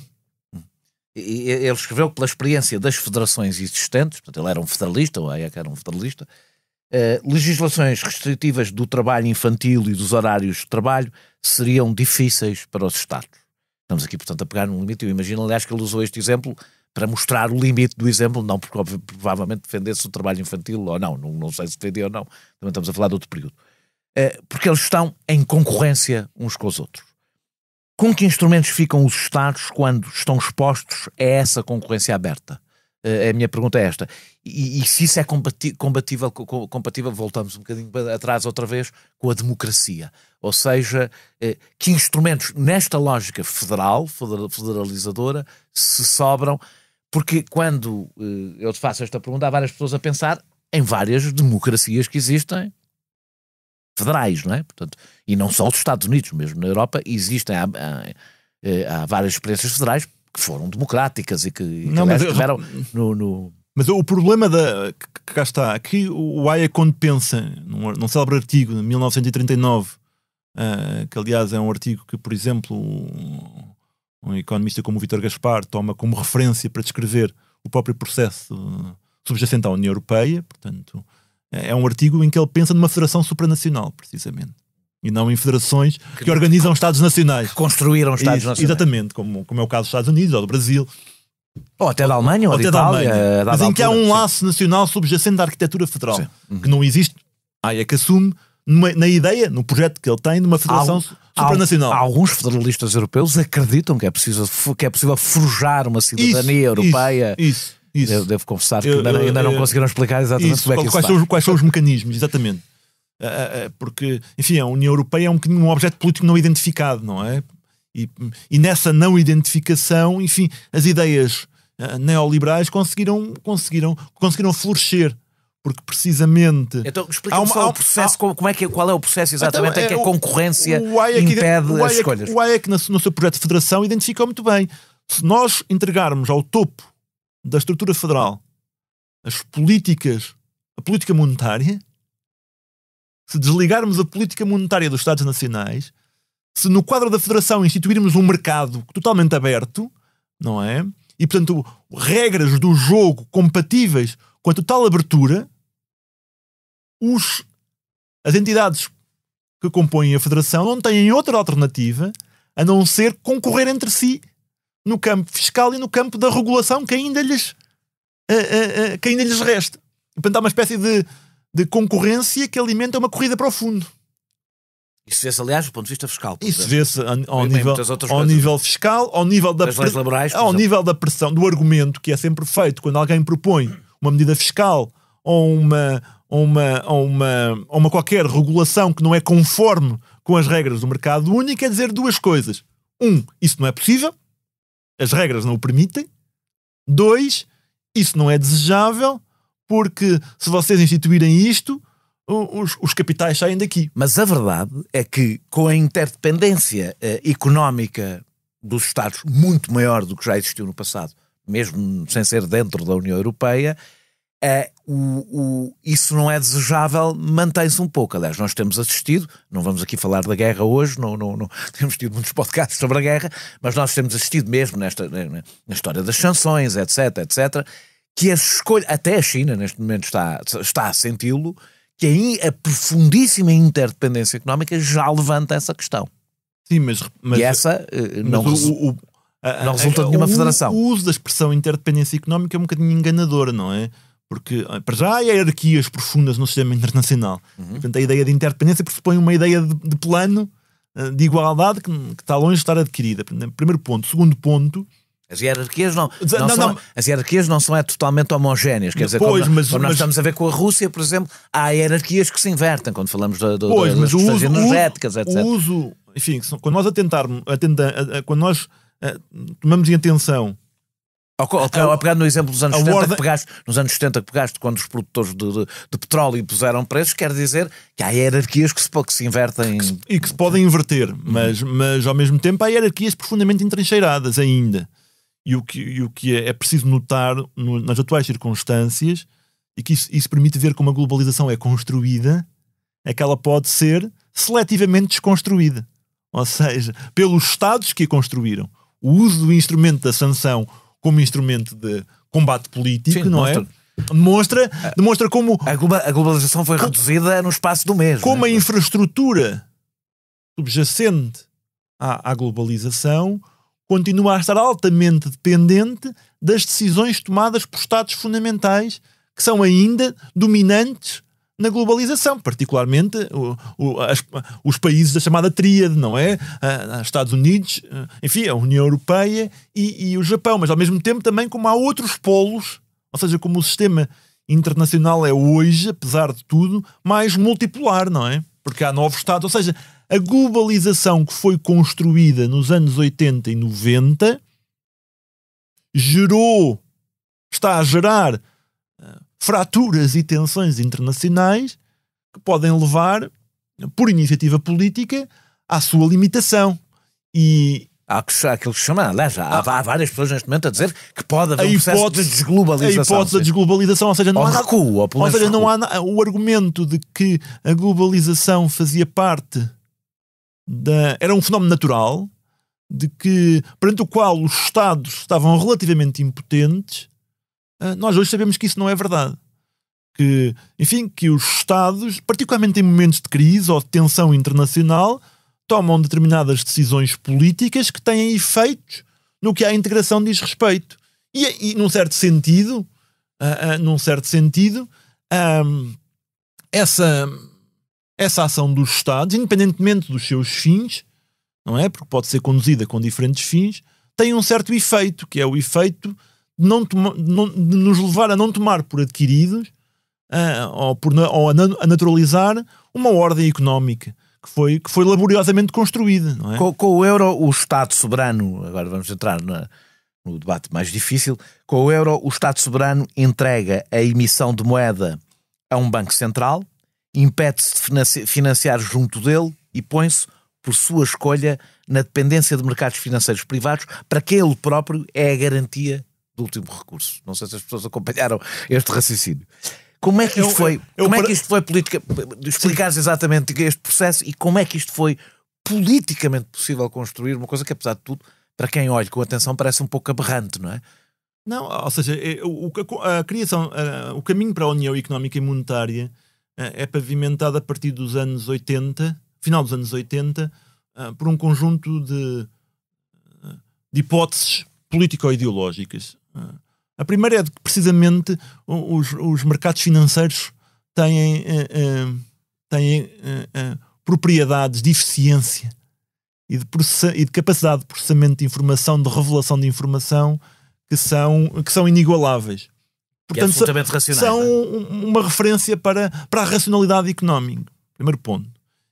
Segundo ponto, a ideia de que os Estados, e sobretudo os Estados empoderados, são uma fonte de perversidade que tem de ser atenuada e limitada. E atenuada e limitada através, aspas, da despolitização da moeda. Ou seja, a moeda, que é um elemento fundamental de qualquer economia, tem de ser preservada por uma instituição política supranacional afastada dos governos nacionais e totalmente independente. Mais que essa moeda tem de ser construída à imagem e semelhança da moeda mais forte, do país mais forte desse processo, que era, no fundo, a Alemanha. E a Alemanha está a sofrer uma enorme transformação e, enfim, numa lógica que também é geopolítica, a França considera que a Alemanha unificada, a melhor forma de a atrelar à integração europeia é através da integração monetária. Os franceses são entusiastas, a elite francesa é entusiasta da integração monetária. porque estava convencida que isso podia permitir partilhar o poder monetário com a Alemanha. Na realidade, o que acontece é que, enfim, o euro é feito à imagem e semelhança do marco, conduzido por uma instituição onde, enfim, as regras que a orientam são regras, enfim, tiradas de um manual de economia convencional de matriz neoliberal da altura. Ou seja, o Banco Central deve zelar pela estabilidade de preços, o Banco Central, os mercados, os Estados devem estar subordinados aos mercados, que, aliás, isso é justificado dessa forma, vão exercer um salutar efeito disciplinador sobre os Estados. E, portanto, porquê? Porque os Estados vão ficar na dependência do financiamento, portanto, dos mercados financeiros. O Banco Central demite-se ele próprio de financiar os Estados. É proibido de financiar os Estados, porque isso é considerado como tendo efeitos inflacionários, necessariamente irracionais, e, portanto, enfim, os Estados devem estar fortemente condicionados. Portanto, e devem ser proibidos de influenciar os preços, incluindo o preço fundamental numa economia capitalista, que é a taxa de juros. A ideia de que as taxas de juros resultam das interações de mercado e não das decisões políticas do Banco Central Europeu. Portanto, é nesse caminho, e que a melhor forma de construir a União Europeia é através da moeda única, desta forma, que é, no fundo, a consequência natural do mercado único. Porque, de facto, a eliminação das diferentes moedas elimina uma parte dos obstáculos a uma fluidez dos mercados. Me leva a perguntar-te uma coisa. As coisas seriam diferentes se a União Monetária tivesse sido precedida de uma União Política, mas sobretudo aquilo que me interessa é, as duas coisas estão ligadas, a uma União Orçamental. Não, a questão, para muitos economistas, não é, que pensaram sobre as questões de integração, sobretudo os economistas keynesianos que pensaram sobre a integração, no fundo... Porque isto é a parte mais estranha deste caminho. No fundo, aqui a hipótese é a construção da União Europeia pelos mercados, através da construção de uma ordem de mercado, vai fazer com que a política convirja. Porque os mercados produzem harmonia e convergência. Os economistas keynesianos invertiam um bocado o esquema. Na realidade, os mercados, fora desligados de uma autoridade política que os pilote e que os subordina às prioridades políticas, os mercados têm que ser enquadrados por uma autoridade política na mesma escala. Com poder orçamental, com poder fiscal, com capacidade política sem esses poderes, não é? Com capacidade de emissão de dívida. E, portanto, não poderia haver uma união económica que não fosse precedida de uma robusta união política. Portanto, no fundo, os economistas keynesianos invertem um bocado o esquema neoliberal. União política primeiro, com capacidade orçamental e fiscal, e depois, e nesse quadro, união económica. Quem diz agora, como há muito, sobretudo a esquerda europeísta, diz é preciso acelerar o processo de união política para que exatamente exista esse casamento entre união monetária e união política e orçamental. O problema dessa esquerda é que perde de vista o efeito de polarização e de afastamento que a própria ordem de mercado produz, perde de vista que uma federação supranacional terá sempre uma enorme dificuldade em encontrar o tipo de acordos fundamentais em matéria redistributiva em face de uma heterogeneidade que não desaparece. Existe uma enorme heterogeneidade económica, por exemplo, nos Estados Unidos, entre os Estados. Mas existe um laço nacional prévio. Sendo que, eu já várias vezes perguntei se nós queremos ser o Kentucky da Europa. Mas é um bocadinho, quer dizer, na melhor das hipóteses, eu noto, na melhor das hipóteses, o federalismo dito progressista, a imagem que nos tem para propor, ou o horizonte que nos tem para propor, são os Estados Unidos da América. E eu pergunto se os Estados Unidos da América, com a sua estrutura federal, são de facto o modelo de referência, porque e dificilmente seríamos os Estados Unidos da América. Qualquer reforma progressista nos Estados Unidos da América conta com obstáculos de monta, que são obstáculos institucionais e políticos no esquema federal. E, portanto, uma federação entre Estados heterogéneos com tradições nacionais fortes será sempre uma federação de mínimos. Mas o momento federal, a hipótese federalista, pressupõe que entretanto, não é? Os Estados nacionais onde estão as instituições de solidariedade ainda vão sendo erudidos. Vão sendo erudidos pelas pressões supranacionais. Nós hoje, por exemplo, não é? Estamos dependentes de decisões de política monetária tomadas pelo Banco Central Europeu, que, como nós sabemos, tem a capacidade, como qualquer Banco Central, de controlar as taxas de juros. Essas decisões de que um país endividado depende são tomadas por uma instituição onde a vontade democrática dos que aqui vivem nada tem, não tem a capacidade de influenciar ou de moldar essas decisões. Eu pergunto-me se isso é natural. Eu sou profundamente crítico em relação à moeda única, porque considero uma instituição produzida para gerar efeitos de pressão neoliberal nas economias, o que aliás esteve patente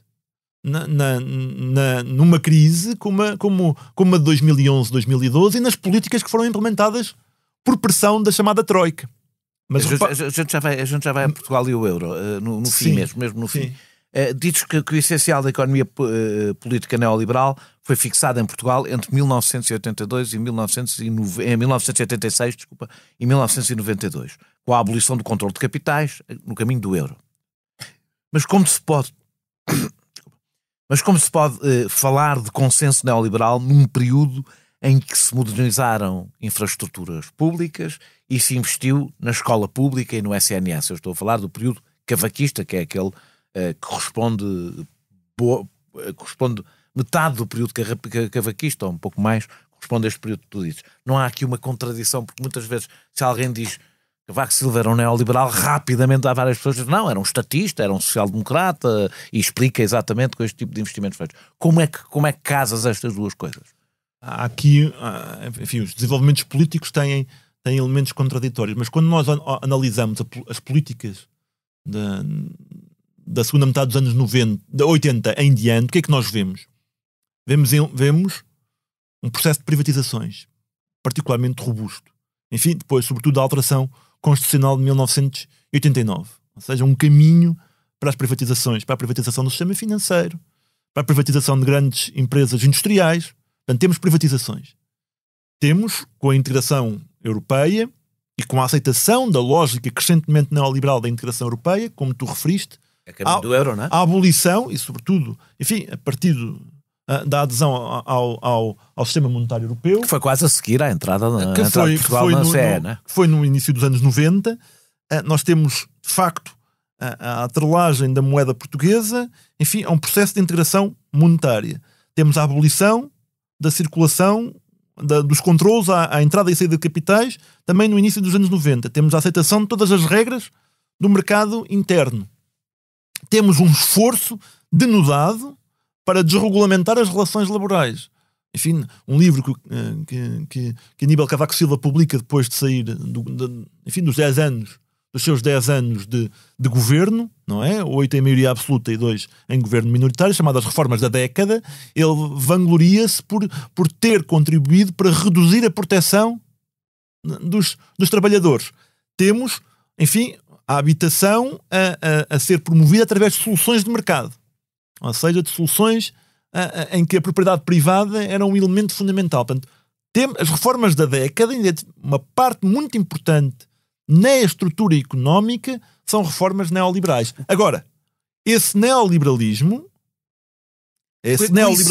é uma coisa em Portugal interessante, é que ele coincide em parte com a construção de um Estado social. Não, a questão é, há ao mesmo tempo um lastro profundo de expectativas e de direitos que estão na Constituição aprovada em 76, e há ainda, enfim, um forte movimento político e que os governos, e uma forte pressão política, que os governos não se podem eximir, não podem ignorar, e que em parte não ignoram, para a construção, digamos, de estruturas sociais relevantes.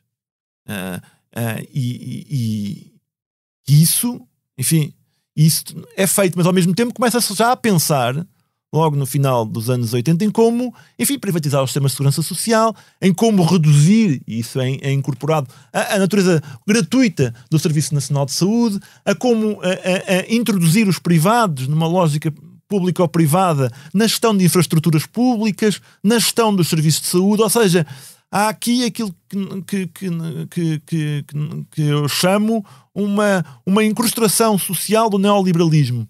Ou seja, uma tentativa de compatibilizar elementos da reforma neoliberal com alguns elementos vindos de trás, que foram tardios em Portugal, enfim, das expectativas geradas pela democracia em matéria de serviços públicos e de infraestruturas. O capitalismo consolidado pelo euro esteve em Portugal assente no endividamento interno e externo. Isso. A dívida privada correspondia a 90% do PIB em 1996 e a 200% em 2010. Como é que este problema estrutural se transformou numa crise de dívida pública? É relativamente simples. A economia portuguesa foi inserida num colete de forças. Ou seja, o Estado português ficou sem instrumentos de política económica. Uma economia relativamente periférica no contexto europeu foi inserida numa moeda demasiado forte para as capacidades da economia portuguesa e para as suas possibilidades de desenvolvimento. E um dos sintomas de fraqueza, num contexto de liberalização financeira, de aumento da margem de manobra dos bancos portugueses, é de facto, enfim, o endividamento. O endividamento das famílias e o endividamento das empresas. E isso até era racionalizado. No sentido, as famílias e as empresas endividavam-se, isso era racional, e os bancos e os mercados financeiros, enfim, corrigiriam os eventuais excessos desse processo. Os próprios bancos portugueses se endividavam para os bancos no fundo, os bancos expandiam o seu balanço através do aumento do crédito, que também era possibilitado pela liberalização financeira, ao aumento da sua discricionariedade e da sua ligação aos mercados financeiros internacionais, num contexto, enfim, da participação de Portugal no euro, que permitiu, de facto, um aumento das relações de crédito e de dívida e de endividamento externo. Ou seja, o endividamento externo é, digamos, a contrapartida de uma economia internamente que tem uma capacidade que importa mais do que aquilo que tem a capacidade de exportar. E o que é que acontece a partir da crise financeira? A partir da crise financeira, com o colapso da economia, não é? Com a crise económica forte, os mercados financeiros de repente começaram a olhar para a economia portuguesa, para o Estado português, um Estado português que, obviamente, durante a crise ficou mais endividado, porque durante a crise os privados procuram desendividar-se, e se cria um impacto económico de crise de procura, enfim, que os estabilizadores automáticos do setor público fazem com que, enfim, os déficits orçamentais automaticamente aumentem. E isso aumenta o endividamento num contexto de retração público, num contexto de retração do produto interno bruto, ou seja, há uma passagem da dívida privada para um aumento da dívida pública. Só que a dívida pública está dependente, enfim, dos humores, o preço da dívida pública, as taxas de juro, na ausência de um Banco Central com vontade de controlar as taxas de juro, a dívida pública, enfim, o preço salta das taxas de juro, aumenta a pressão nos mercados e o governo é confrontado com uma de duas possibilidades. Ou recorre a assistência financeira em condições politicamente determinadas, ou tem de fazer uma reestruturação da dívida. E o governo escolheu, o governo José Sócrates, com o apoio do PS, com o apoio do PSD, não é? Escolheu recorrer à assistência financeira com empréstimos com taxas de juros politicamente definidas, mas com contrapartidas de reforma neoliberal na economia, ou seja, privatização, desregulamentação e liberalização, sobretudo das relações laborais. E não só. E uma forte estratégia da austeridade e desvalorização interna. Exatamente, é isso que eu queria falar contigo. Como percebemos em 2011, a desvalorização interna... Mas agora deixa-me só dizer, falar deste ponto para ver como é que as condições são politicamente determinadas, ou seja, que não houve nada de natural na crise das chamadas dívidas soberanas, que não eram soberanas porque não estavam... Enfim, o Estado não tinha a capacidade de usar o Banco Central para as financiar. É que o Estado português, no pico da crise, tinha uma dívida de 120% do PIB e chegou a pagar taxas de juros de 17%. Em 2020-21, o Estado português tinha um nível de endividamento semelhante e paga taxas próximas do 0%. O que é que aconteceu de diferente entre a crise de 2011-2012, em que o Estado português foi forçado a praticar políticas de austeridade, privatização absolutamente ruinosa e irresponsável, em que centenas de milhares de portugueses foram obrigados, emigraram, em que o país pagou uma crise porque o Banco Central Europeu, na altura, não atuou como um verdadeiro Banco Central. A partir de 2000... Bastou uma frase do Draghi.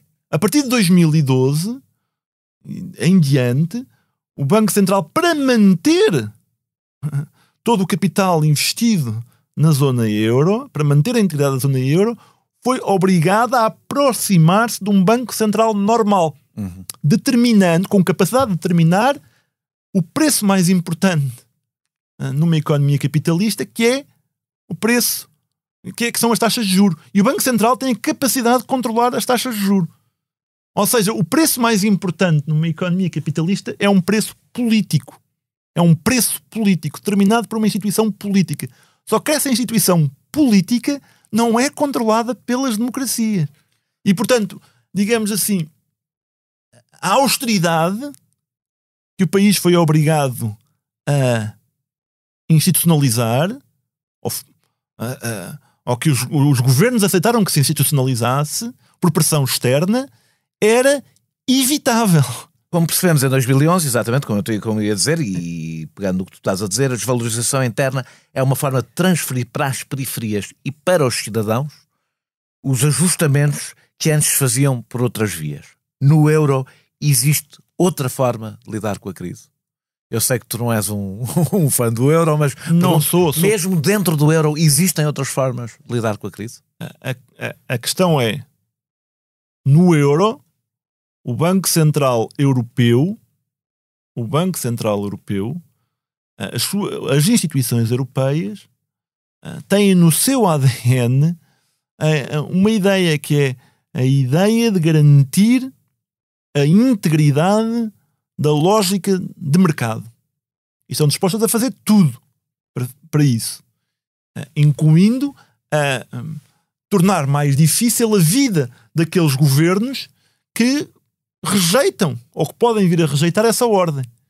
Eu tenho muita dificuldade em imaginar uma situação em que isso não aconteça, a não ser em momentos muito especiais, como a crise pandémica. Mas mesmo nesses momentos, o Estado português não respondeu, do ponto de vista da política orçamental, da forma como deveria, em parte por consciência de que, enfim, a política do Banco Central Europeu era absolutamente excepcional e que, passada a crise pandémica, a situação se normalizaria.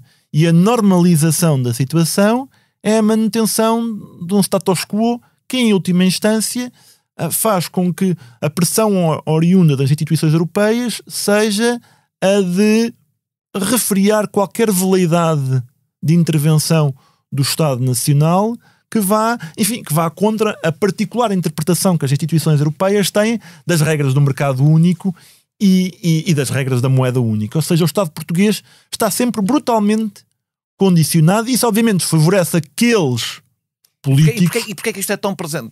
Tu ias explicar não, favorece porquê é que isto é tão presente no teu livro?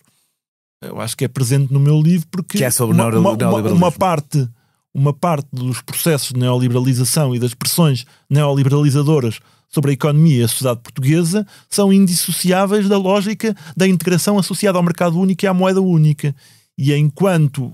Tu olhas como um projeto político e ideológico. Que eu olho como um projeto político e ideológico, em parte para alterar de forma estrutural a relação de forças entre o trabalho e o capital e para ir enfraquecendo o Estado Social, ou pelo menos para o tornar compatível com uma ordem crescentemente capitalista e expurgada, enfim, de qualquer concessão coletivista que ela tenha tido de fazer também em Portugal, enfim, no caso português, no quadro da Revolução Democrática e do empoderamento de movimentos sociais e de movimentos políticos que tinham o socialismo como horizonte.